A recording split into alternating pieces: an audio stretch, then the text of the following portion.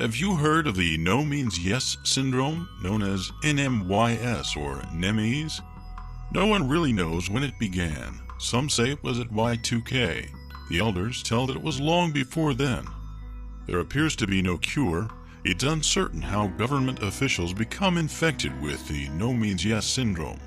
However, physicians speculate that it usually appears when large sums of money could potentially materialize. NEMES is quite tricky. A small Colorado town surprisingly found that out just by chance.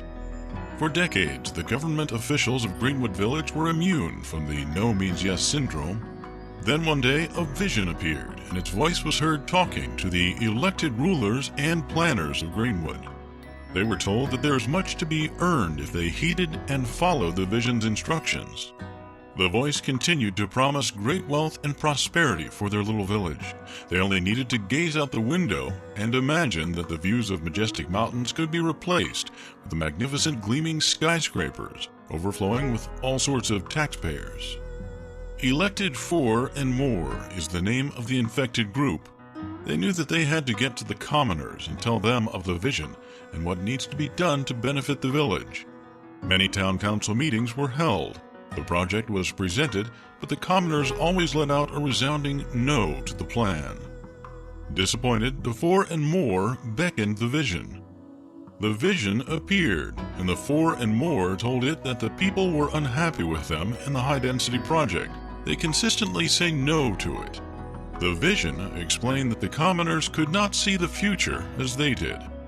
He reinforced his message, saying the commoners misunderstood the 4 and More and their message. The vision further explained what the commoners are really saying is yes. No really means yes. Believing the vision, the 4 and More pursued the vision's wishes and went forward to promote their prodigious projects, hoping to fill the village coffers and increase village population.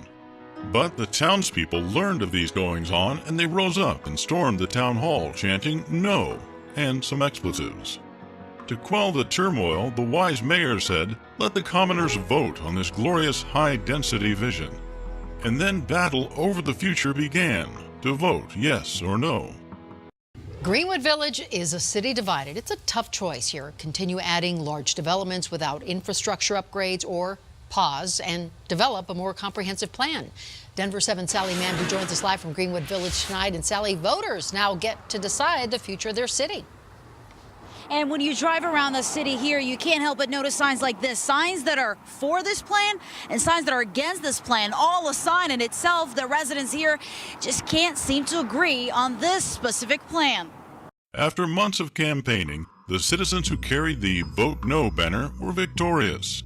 They won 3-1. The people of Greenwood Village made their point loud and clear tonight. With the 3-0 margin, they rejected a major new development that was going to be planned for the Orchard Light Rail Station.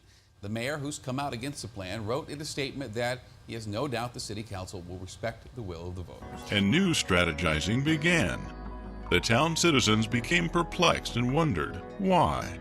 But they finally realized that the 4 and More were not going to listen to them or change. It was decided that big changes needed to be made, and change begins and ends with them, the voter, at the ballot box. It's time for the ruled villagers to choose and say who should rule for a little while. So think about it.